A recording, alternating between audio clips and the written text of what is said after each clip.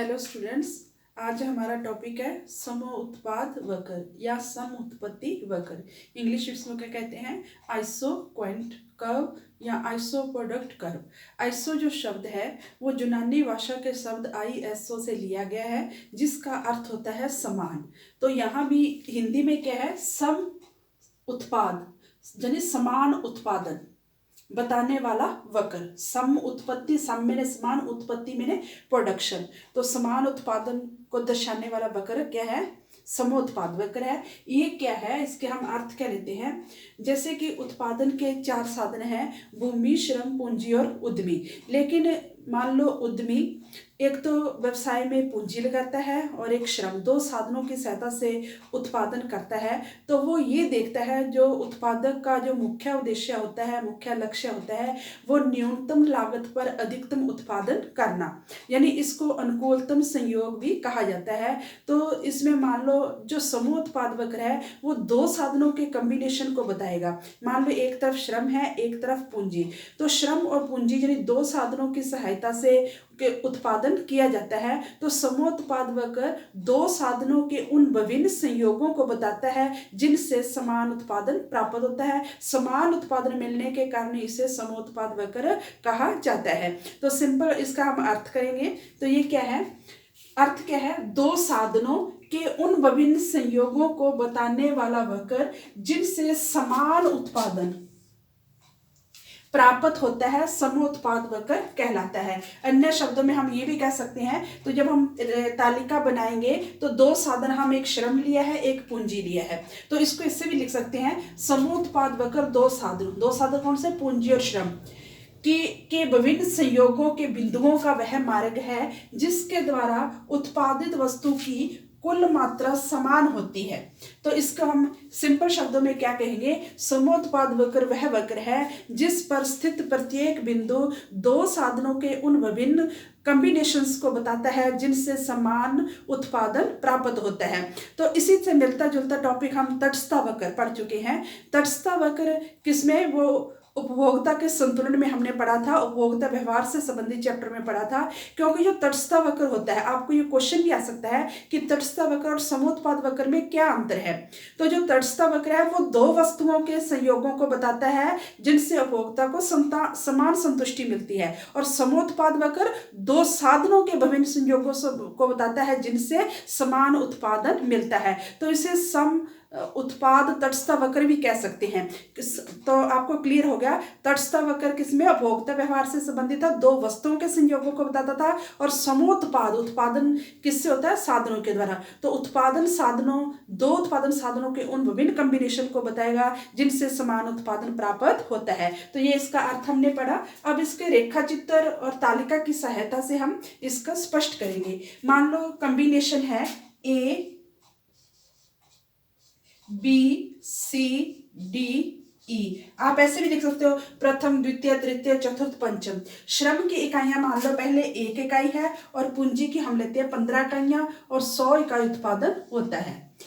अब हम एक साधन की मात्रा घटाएंगे, दूसरे साधन की मात्रा कम करेंगे, क्योंकि हमने लागत को समान माना है। तो जितना खर्च करते हैं, न्यूनतम लागत पर अधिकतम उत्पादन कहाँ संभव होगा? मान लो 2 साधन है, अगर हम एक साधन की मात्रा बढ़ाएंगे तो दूसरे की कम करनी पड़ेगी। मान लो श्रम की हमने इकाई कर दी 2, ठीक है, तो यहाँ इसकी आगे कम करेंगे 11, 4 का अंतर है, उत्पादन 100 ही हुआ। तो इसमें अगर 1:4, यानी 1 इकाई श्रम की बढ़ाने के लिए पूंजी की हमने 4 इकाइयों का त्याग किया है, ताकि हमारी लागत जो है वो उतनी ही रहे। तो थर्ड कंपनी मान लो इसकी 1 इकाई बढ़ा दी, तो यहाँ स्टूडेंट्स 4 का अंतर है, तो फिर आपने 3 का अंतर लेना है। 11 में से 3 घटाए 8, तो इसका भी 100 उत्पादन। और सीमांत तकनीकी सीमांत प्रतिस्थापन दर, marginal rate of technical substitution, L for labour, C for capital, 1:3। फिर इसकी 1 इकाई बढ़ा दी 4, तो ये 3 का अंतर था, फिर 2 का अंतर 6, उत्पादन कितना हुआ? 100, 1:2।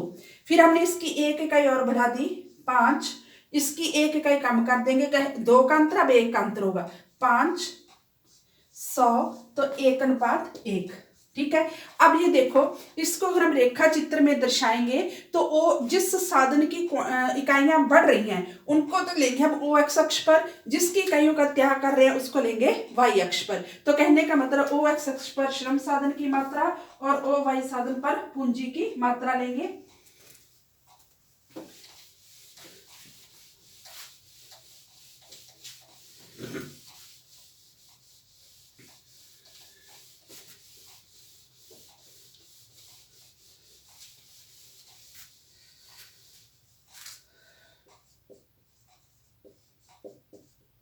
जैसे मान लो ये हमने रेखा चित्र बनाया ओ एक्स ओ वाई। सबसे पहले हम क्या लेते हैं कि ओ एक्स पर क्या लिया गया, श्रम साधन की इकाइयां,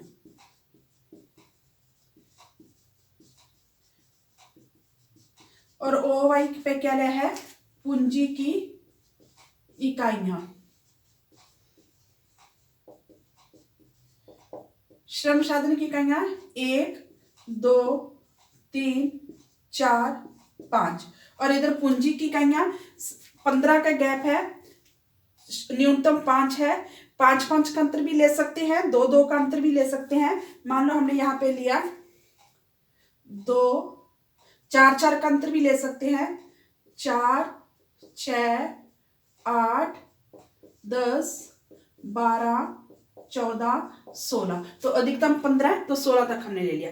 अब पहला कॉम्बिनेशन क्या है, 1 इकाई श्रम की 15 इकाई पूंजी की, 1 इकाई श्रम की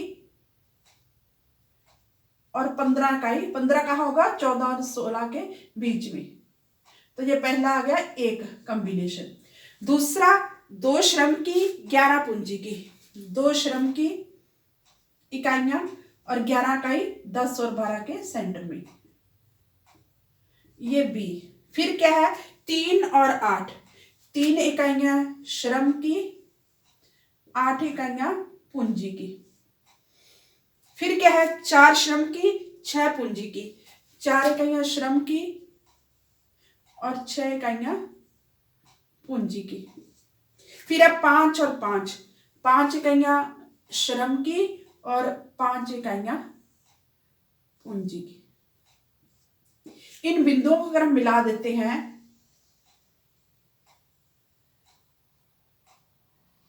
यह है आइसो प्रोडक्ट कर्व आईपी, इससे उत्पादन कितना हुआ, 100 इकाई। अब देखो इसके रेखा चित्र देख के भी क्या लिख सकती है कि समोत्पाद वक्र वह वक्र है जिस पर स्थिर प्रत्येक बिंदु 2 साधनों के उन विभिन्न कॉम्बिनेशंस को बताता है जिनसे समान उत्पादन पैदा होता है। समान उत्पादन के कारण ही इसे समोत्पाद वक्र कहते हैं। अब इस रेखा का जो ढाल होगा, ये देखो ये MRTC घट रही है, घटती तकनीकी सीमांत प्रतिस्थापन की दर 4 3 2 1। तो ये किसमें चेंज है, डेल्टा सी कैपिटल, और ये डेल्टा एल। तो MR इसकी जो ढाल है आइसो प्रोडक्ट करके वो होता है MRTSLC, marginal rate of technical substitution labour capital. Delta ये एक त्रिभुज बन गई, तो लंब बटे आधार कारण इसकी ढाल निकलाएगी, ये डेल्टा सी है और ये घटता जा रहा है डेल्टा सी बटे डेल्टा एल। तो जिस साधन की मात्रा लगातार घट रही है डेल्टा सी और डेल्टा एल की मात्रा बढ़ रही है, तो ये जो MRTSLC है वो क्या बताता है, समोत्पाद वक्र की ढाल को। तो ये होता है डेल्टा सी बटे डेल्टा एल। अगर स्टूडेंट आपने यहाँ पे पूंजी लिया, श्रम लिया, तो ये उल्ट जाएगा, CL आ जाएगा डेल्टा एल बटे सी। तो आपने यहाँ श्रम लेना है, यहाँ पूंजी, तो इसमें ये डेल्टा सी है और ये डेल्टा एल। तो डेल्टा सी बटे डेल्टा एल जो है वो समोत्पाद वक्र की ढाल को बताता है। अब हम इसके ये MRTS क्या है ये करते हैं।